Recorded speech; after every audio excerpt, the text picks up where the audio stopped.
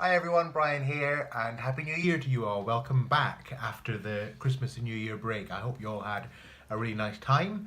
I'm beginning to get back into the swing of things now that I'm back. I was in Scotland for Christmas and for New Year with my parents, and my partner came up to join us for the New Year celebrations and had a very nice time. Got back on Wednesday and had lots of ideas about doing several videos for the channel between returning back and then going back to work on Monday coming.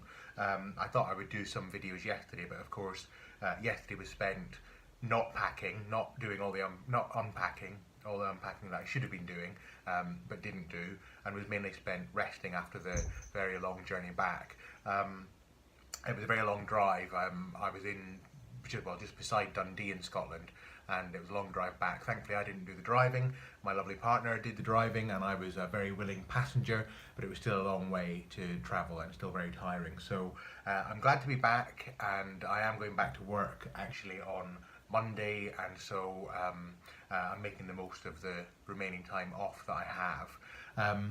And what I thought I'd do in this video really is just come on to say Happy New Year to you all, wish you all the very best for 2018.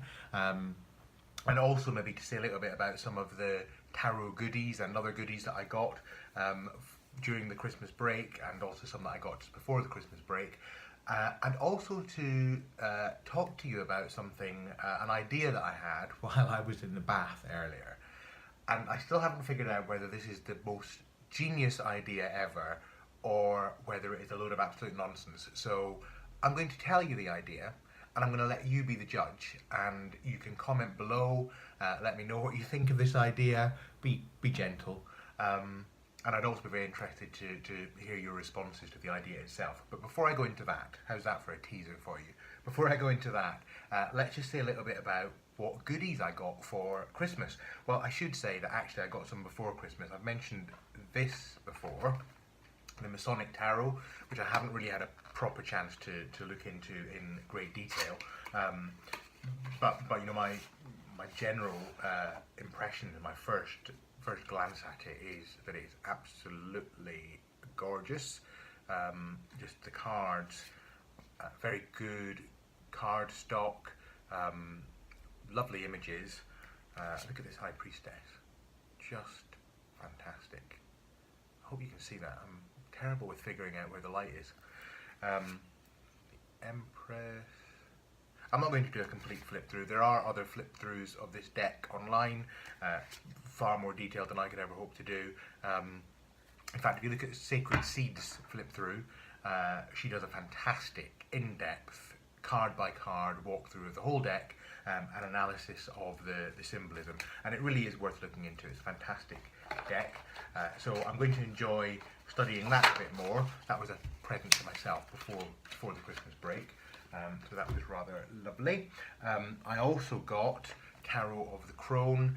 I haven't really had a chance to do much work with this yet, and I am actually going to edge the deck in black, I think, to go with the borders. But again, this is a fantastic deck. Let me just show you one of my very favourite cards. I'm a sucker for anything witchy, and my soul card, my personality and soul card, is the Chariot. In fact, that's one of the things I'm going to be talking about in this video. That's partly to do with the idea I've had. And in this deck, it is the archetypal witch on a broomstick. So I could not be happier with that Chariot card. So Tarot of the Crone, really looking forward to learning more about that deck and digging into that in a bit more depth. Another little gift to myself. I didn't buy all my Christmas presents for myself, I just would like to add. And one other thing that I did get before Christmas, and I've got to show you these because they're just so cute, is the Witch's Wisdom. I guess it's an oracle deck, oracle cards it's saying. I'm not really big on oracle decks, I don't have very many of them, but I saw this and just had to have it. It's lovely card stock, it's nice and firm but flexible, nice back, silver edge, and it's just really fun. In fact, let me just find for you, look, there's an oracle card about tarot cards itself, guidance. We got, again, the fantastic archetypal witch, and another favourite of mine. There's lots of just basically Wiccan based, there's Samhain, Wiccan based images. I think some people would probably find this a little bit twee, but I don't. I just think it's really charming actually, and I'm looking forward to finding out a bit more about it. I'm not doing a very good job of finding my favourite card, but here's some more for you to see. Candles, spell, staff. Got some images in here that are very relatable to tarot, of course. Witch's cottage, security. I love this because actually one of my favourite self-meditations is if I'm feeling stressed and burdened, is to imagine that I'm going through a forest, it's pouring rain, it's very cold, the wind is blowing, it's pelting rain into my face. I've got this really heavy backpack on my back, it's just burdening me and I just want to let it go.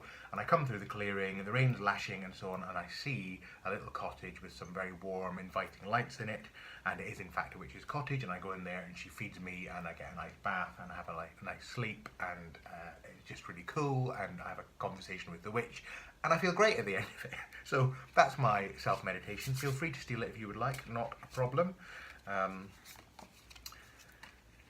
Watchtower of the North.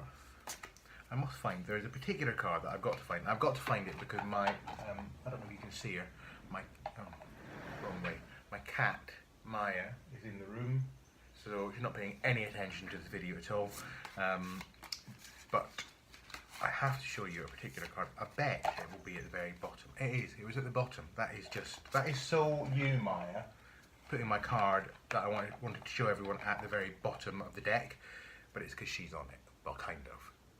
Guardian, familiar. That's Maya, more or less. So, that was, or is, the Witch's Wisdom cards. Really, really nice. And let me just put it in the box and get it out of the way. And so on to the things that I actually did get. Sorry, I just bumped you and jiggled the camera. Apologies. To go on to the things that I did get for myself, did get from other people for myself for Christmas.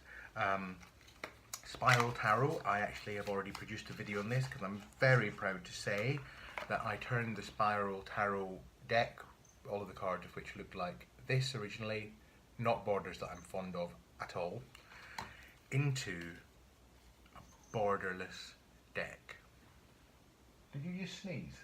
I think Maya just sneezed. I think she's got a cold.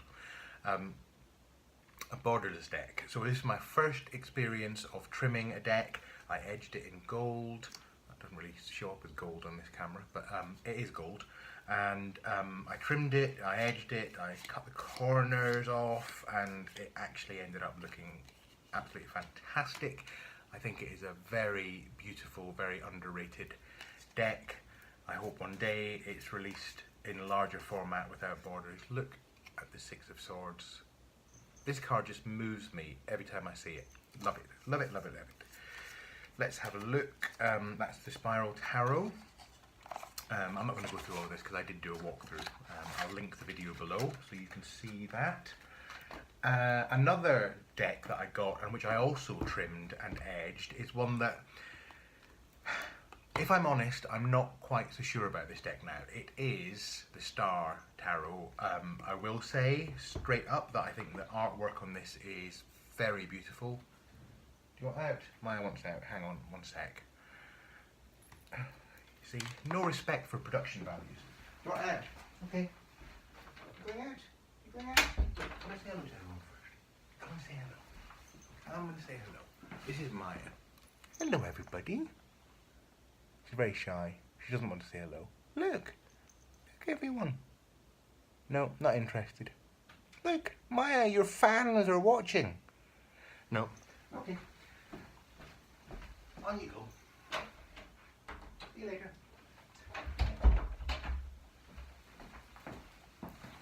She'll want back in about 2 minutes, I think. Anyway, where was I? So, the Star Tarot, lovely artwork, absolutely brilliant guidebook. I have to say the detail and depth in this guidebook is just fantastic. So that is very worth looking at. The cards themselves had quite thick, quite wide dark blue borders. Not hideous, but I trimmed them off, and I do think the deck looks better. I think I need to go over it. I've edged it in silver, as I said. Did I say that? Well, I've edged it in silver.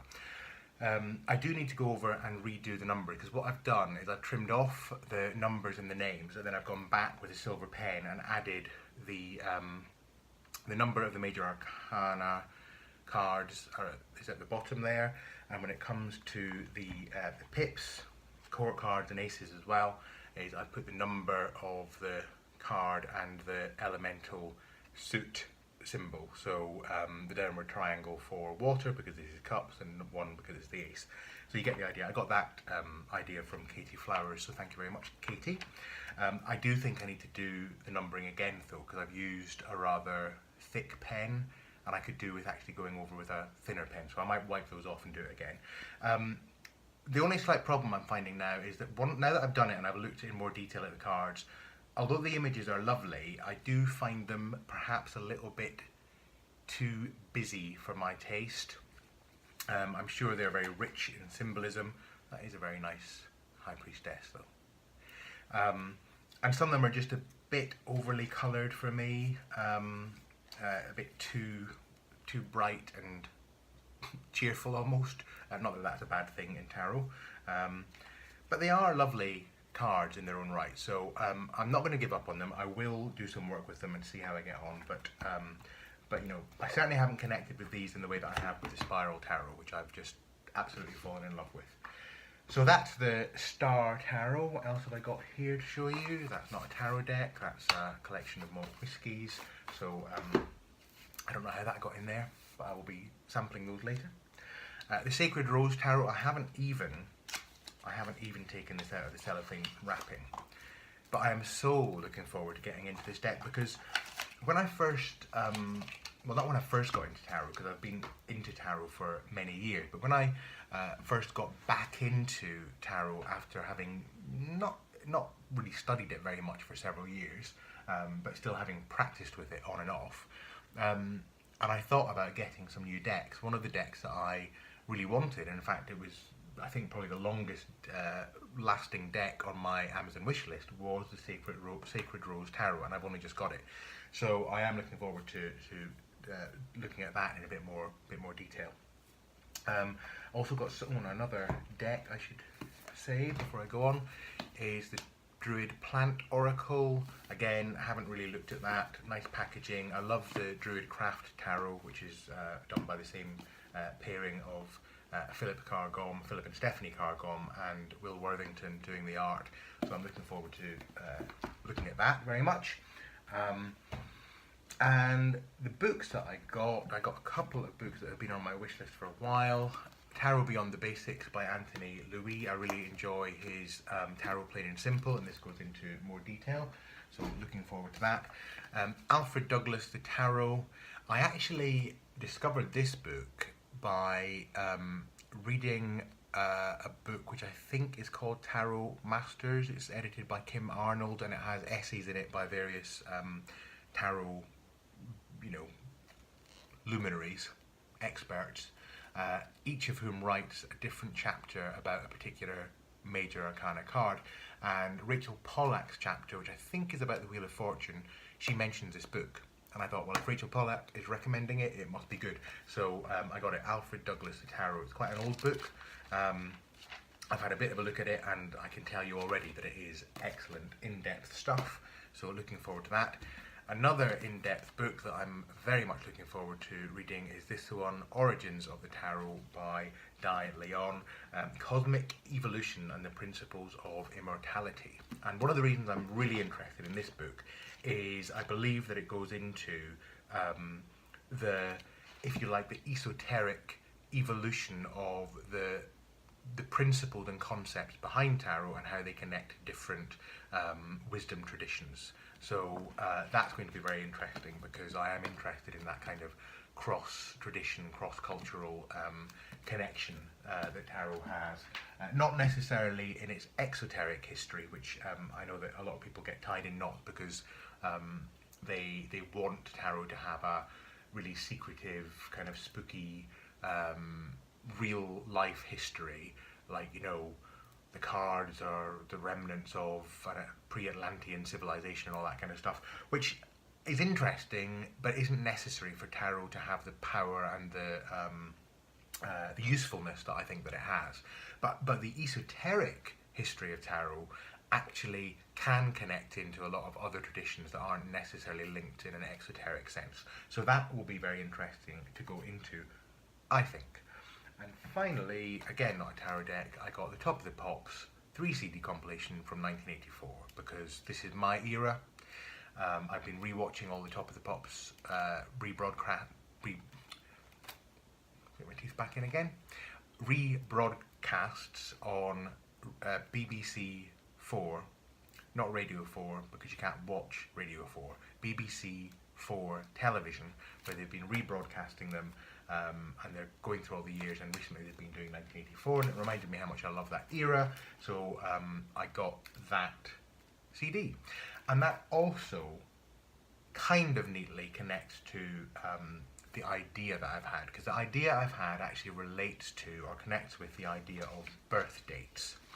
And where it came from was from thinking about and noticing that because of course it's the new year, lots of people are calculating their tarot year card for the year ahead. And I had a bit of a discussion in the For Love of Cards Facebook group about how people were doing that, because some people take their year card as beginning on the 1st of January and running throughout the year, and others take it as being based on their birthday. So in my case, my year wouldn't change until the 8th of June, which is my birthday. So anyway, that got me thinking to the whole concept of personality cards and soul cards. And if you don't know what I'm talking about here, this is where you reduce the numbers of your birthday down to a number between 1 and 22, so it relates to a major arcanum card. It's written about in Angeles Arian's Tarot Handbook. Mary K. Greer did it in her book Tarot Constellations, which was later renamed Who Are You in the Tarot. It's also in the Ultimate Guide to the Rider-Waite Tarot by Big and somebody else, I can't remember.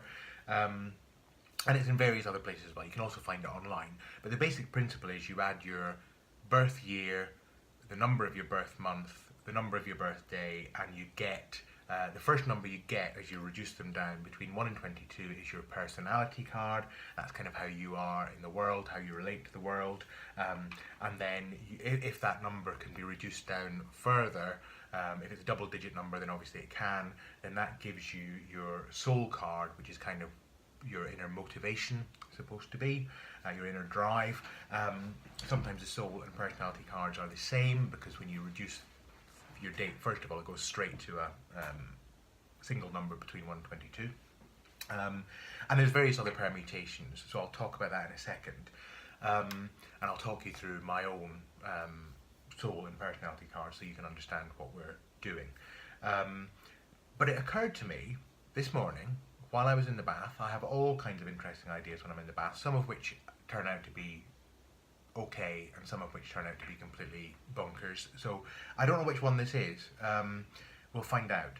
But I was just thinking, why is it when you want to go into astrology, or you want to study astrology with some depth, you're told by any astrologer worth their salt that it's really important, if you're going to engage with this divinatory system effectively, it's really important that you have your place and time of birth as well as your date of birth, because that more firmly locates your birth in a particular moment. And of course, what is divination other than looking at the connectivity and the relevance of a particular moment, the synchronicity between this particular moment, either the moment of a tarot reading or the moment of a birth, all of which is absolutely relevant. And I'm conscious, I have a feeling that light on this might just be going a bit funny, so let me just adjust that for you. I hope that is okay. I'm conscious it was flickering. So so I thought if you do that for an astrology reading, and obviously I understand that in order you need to do it for an astrology reading to be 100% accurate, because a difference by a fairly small amount will make a difference to your rising sign. It'll make a difference to where some of the faster moving planets like the Moon and Mercury are placed in your chart. So it is relevant, and I think you know, if you're 4 hours or so out, then your rising sign will have changed, and that will make the analysis of your birth chart different. So if you're into this kind of stuff, and I will say here that one of my previous videos, the one that's about non-duality in the tarot, I do talk about the concept that I'm very open to the idea that it may well be that there isn't a particularly relevant connection between a particular person's birth date and the interpretation that they can get from their soul cards and so on. To my mind, it's not necessarily important. What's more important is the interpretation you place on whatever card you're given. Anyway, I'm kind of getting ahead of myself. So what I was thinking while I was lying in the bath was, if we do that kind of deeply accurate, pinpointed time of birth down to the minute, if we possibly can, for astrology analyses, why don't we do it for the tarot cards? So why not, instead of just adding your year and your month and your date of birth, why not also add in the hour and the time of birth? Now, I am sure that there are some numerologists and tarot experts watching this now thinking, what on earth is he talking about? Of course you wouldn't do that because da da da da da. But I've thought about it, and to be honest, I can't really think of why you wouldn't do it, why that would be problematic. So I'm going to say that it's a valid thing to do. It's worth a try. So let me just talk you through my process, and then you can think about your own. Because what I found when I did this was it did result in some interesting and illuminating changes to my personality and soul and tarot cards. So if we're doing it the traditional way, and I'm going to give away my age here, but which I don't mind doing at all, I would add together 1973, which is the year of my birth. I'd add 6 because I was born in June, and then I'd add 8 because I was born on the 8th of June. And so I'd add all of those together, and what that would give me is a sum total of 1987. And then what I do is add 1 plus 9 plus 8 plus 7, and what I then get is 25. Now that's not between 1 and 22, so that's not my personality card. So I need to keep adding until I get a single digit. So I add 5 and 2, and that's 7. So my personality card, which is also my soul card, because my first dip into the sequence of numbers between 1 and 22 is a single digit, 7, is number 7, the Chariot. And in fact, you know, I do see the Chariot as a significant card for me. I in terms of my conception of what I think I'm here to do in this life, as it were, and how I think I do appear to people in some regards, partly because of my working life, which for the last several years has been to be the leader of the organisations that I've worked in, or a leader within the organisations that I've worked in. Is that, you know, the Chariot resonates with me. In fact, I've got a print of the Chariot up on my wall, just in front of me here. So it does resonate with me. What you can also do once you've established your soul and personality card is also work out the shadow card, which is the card in the major arcana that, when you reduce its numbers down, will come to the same single digit as your soul card or personality card, which in my case is 7. So the other card in the major arcana that relates to that is 16. 1 plus 6 equals 7. So it's the Tower, and that's my shadow card. So that relates to those elements of myself that I need to do more work to integrate, that are to some extent hidden from me, or that I may project out onto other people. So I'm talking here about the Jungian sense of the shadow. So, so if I sit with those cards, the 7 the Chariot and 16 the Tower, and think of them in relation to this system, and it's really important if you're doing this that you pick a system and you work with it. Don't, chop and change within numerological systems, because that's not very disciplined, and discipline is quite important in this, because whether you believe that there is a direct synchronicity between these numbers and yourself, the important part of this process, I think, is actually when you sit with the cards that you're given. It's the same with a tarot reading. A good tarot reading is not one where you shuffle the cards and you deal them out and then you go, oh, I don't like those, and you gather them all up again and do it again. Nor is it one where you deal out the cards and go, oh, yeah, that's fine, and just glance at them and think they look okay. No, a really good tarot reading is one where you sit with the cards that show up for you, and you contemplate them, and you meditate on them, and you research them, and you look at different cards, different versions of the same card from different decks that you own, or you go online and look at some of the decks that you don't own, and you just gather together as many impressions as you can based on the cards that you got. And it's that discipline of sitting with the cards and engaging with them that I think that's the most valuable part of the tarot process. And so it's the same with personality and soul and birth cards and year cards. You might not like what you get, but the discipline is you sit with what you get, and you mine it for information, and you contemplate it, and you engage with it, and that is where the power lies. So certainly when I look at these cards, the Tower and the Chariot, they resonate with me. However, if I add in my birth time, what happens? So now I'm adding 1973 to 6 because I was born in June, to 8 because I was born on the 8th of June, to 13 because I was born at just after 1 o'clock in the afternoon, 25 minutes past 1 in fact, so 13 for the 1 plus 25 for the 25 minutes past. So I'm adding 1973, 6 plus 8 plus 13 plus 25.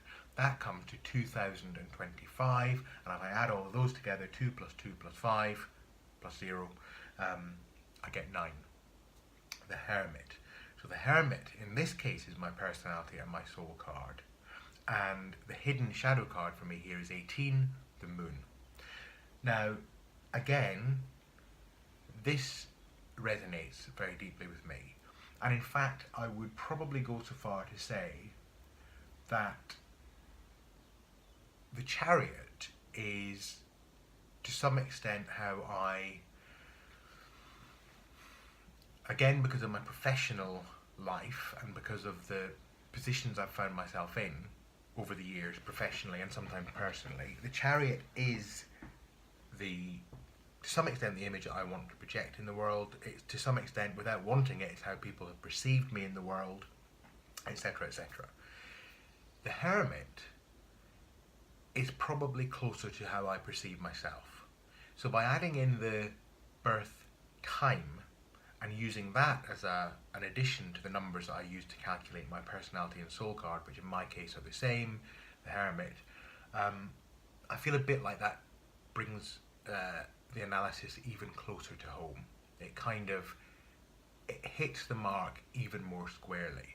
So it's not that the Chariot has become irrelevant, but it's almost as though if you peel away the layers of the onion, you go past the Chariot and you'd get to the Hermit, in my case.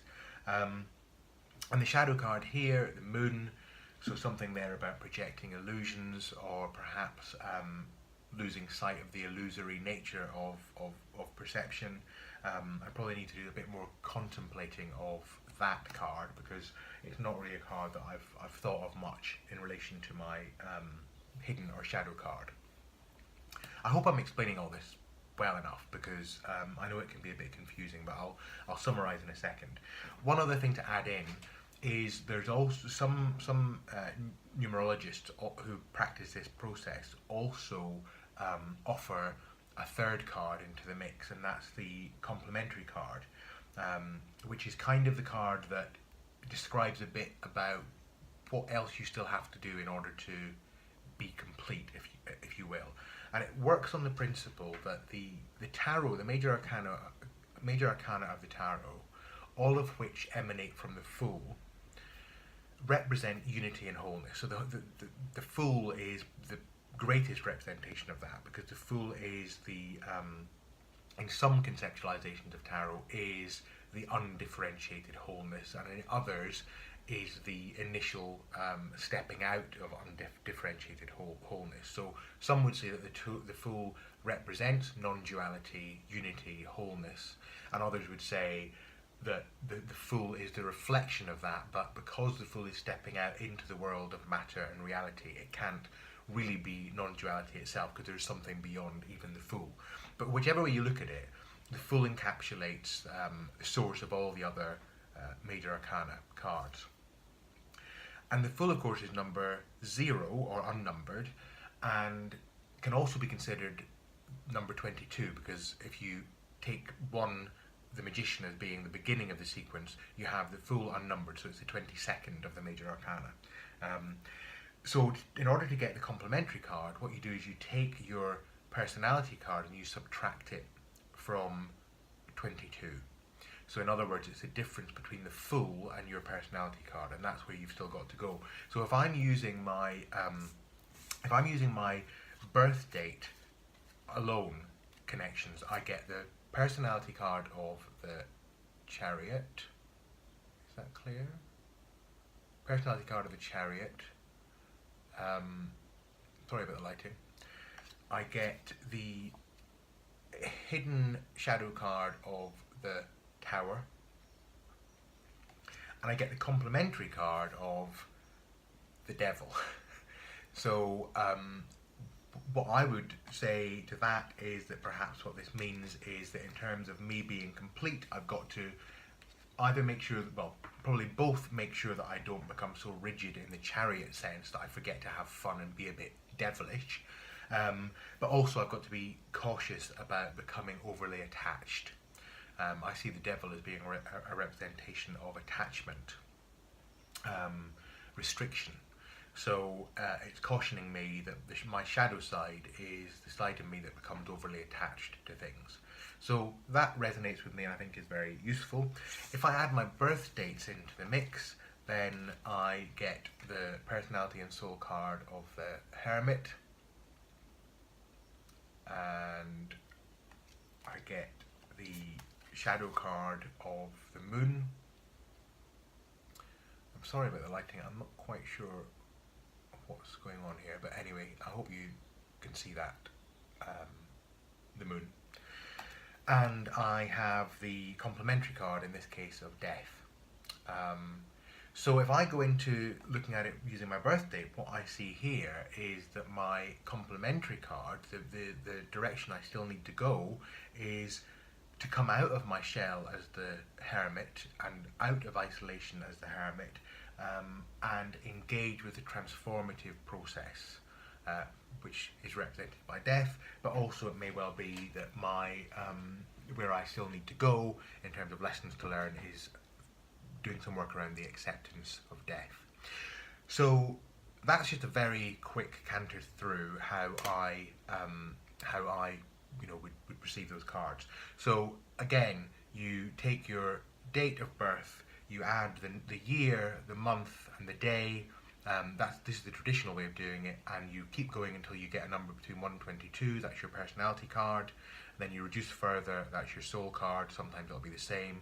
And if you're doing the birth time, my magical, marvelous Bathtime Brainwave, then you add your year of birth, your month of birth, your day of birth, your hour of birth, your minute of birth, and you add up the digits of the number. And again, the first number between 1 and 22 is your personality card, and then you reduce that and you get your soul card. And the difference between your personality card and the Fool as number 22, so 22 minus the number of your personality card, is your complementary card. That's where you've still got to go. So, I'll put some links below so that you can make sense of this very garbled description of how to calculate all of this. Mental arithmetic is not my strong point, and even talking about it I get kind of slightly agitated. So I hope this has made some degree of sense to you.